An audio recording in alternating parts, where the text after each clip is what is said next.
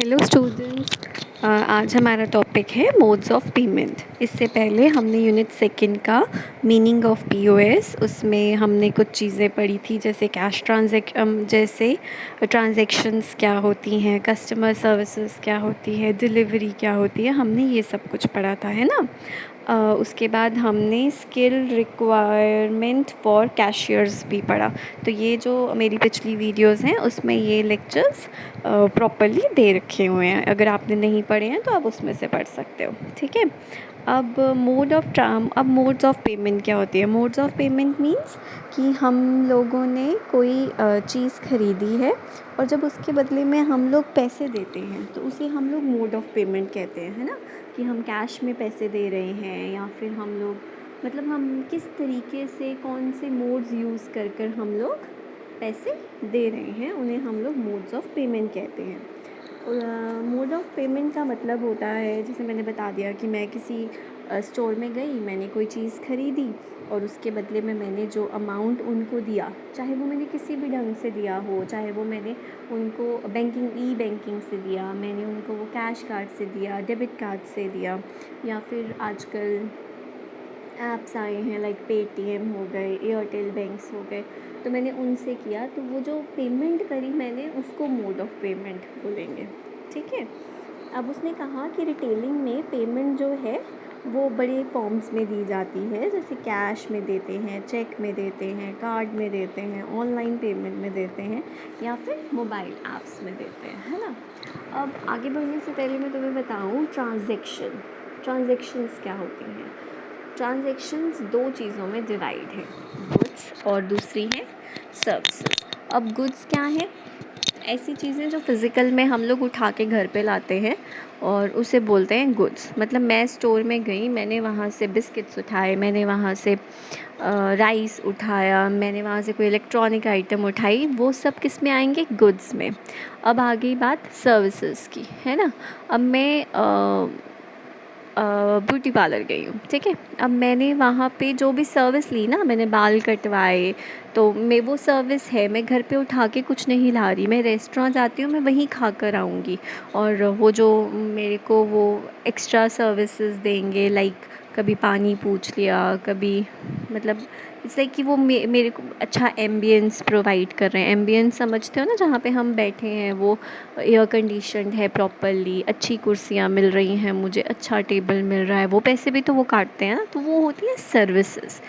तो ये चीज़ें वो हैं जिनके बदले में हम लोग पेमेंट करते हैं, तो उन्हें इसलिए हम लोग ट्रांजैक्शंस कहते हैं, ठीक है। तो ये हो गई बात ट्रांजैक्शंस की। अब हम अपने टॉपिक पे दोबारा आ जाते हैं, that is mode of payment. तो मोड ऑफ पेमेंट में मैंने तुम्हें बताया कि वेरियस वेज से हम लोग, जैसे आपको ये डायग्राम दिख रही है, तो मोड ऑफ पेमेंट में दो तरीके की पेमेंट्स जो हैं, जो मोटे मोटे तौर पे हमें पता होती हैं, है ना। एक है कैश, दूसरी है digital non cash. Cash transaction तो सबको पता है कि वहाँ पे हम लोग या तो कैश दे रहे हैं, हार्ड कैश। मैंने अपने पॉकेट में से 100 रुपये का नोट निकाला और 100 रुपये की चीज़ खरीद ली, तो वो हो गई कि कैश में ट्रांजैक्शन हुई। मेरी मोड ऑफ पेमेंट क्या थी, कैश थी। अब अगर मैं बात करूं डिजिटल और नॉन कैश की, डिजिटल और नॉन कैश आगे दो में डिवाइड है, एक प्लास्टिक कार्ड्स और एक ई बैंकिंग। प्लास्टिक कार्ड्स को प्लास्टिक मनी भी बोलते हैं, ठीक है। प्लास्टिक कार्ड्स में दो आ जाते हैं, एक डेबिट कार्ड, एक क्रेडिट कार्ड। फिर दूसरा जो नॉन कैश डिवाइड है, दैट इज़ ई बैंकिंग। मतलब हम लोग ऑनलाइन बैंकिंग कर रहे हैं, नेट से हम बैंकिंग करके पैसे दे रहे हैं। ई बैंकिंग दो में डिवाइड हो जाता है, एक ई बैंकिंग खुद और एक है यूएसएसडी, ठीक है। ई बैंकिंग में डेबिट कार्ड और क्रेडिट कार्ड्स दोनों आते हैं, और यूएसएसडी में ये जो मोबाइल ऐप्स होते हैं ना, ये आते हैं, या माइक्रो एटीएम्स। माइक्रो एटीएम्स वो छोटी सी मशीन रहती है ना, तो देन भीम ऐप्स हो गए, मोबाइल वॉलेट्स हो गए, या फिर प्रीपेड कार्ड्स हो गए कि मतलब किसी ऑर्गेनाइजेशन ने कोई कार्ड निकाले हैं, उनके बदले आप कोई भी चीज़ खरीद सकते हो। अब हम लोग थोड़ा डिटेल में पढ़ते हैं कैश पेमेंट्स क्या होती है। उसने क्या कहा, इंडिया में मेजॉरिटी ऑफ जो कंज्यूमर्स हैं ना, वो कैश पेमेंट्स ही प्रेफर करते हैं।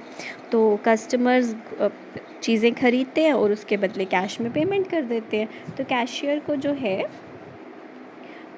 मस्ट प्रोवाइड, उनके पास कुछ ना कुछ पैसे होने चाहिए, ताकि कुछ पैसे मतलब ट्रांजेक्शन्स होती हैं तो उस टाइम पे the money required, what he said कि cashier must provide the same amount of bill at the time of completing the sale transactions, कि जिस टाइम पे सेल ट्रांजेक्शन ख़त्म होती है तो कैशियर को कस्टमर को बिल देना ही देना है, जितने की वो आइटम है। लाइक 200 रुपये की चीज़ बिकी है या 220 रुपये की चीज़ बिकी है, तो बिल भी 220 रुपये का ही होना चाहिए। ठीक है। नेक्स्ट आ गया पेमेंट थ्रू चेक, कि हम लोग चेक से जब पेमेंट करते हैं, और वो किस में आता है बेटा, डिजिटल या नॉन कैश में। ठीक है। उसने क्या बोला कि सारे रिटेल बिजनेस जो हैं उनका एक बैंक अकाउंट होता है।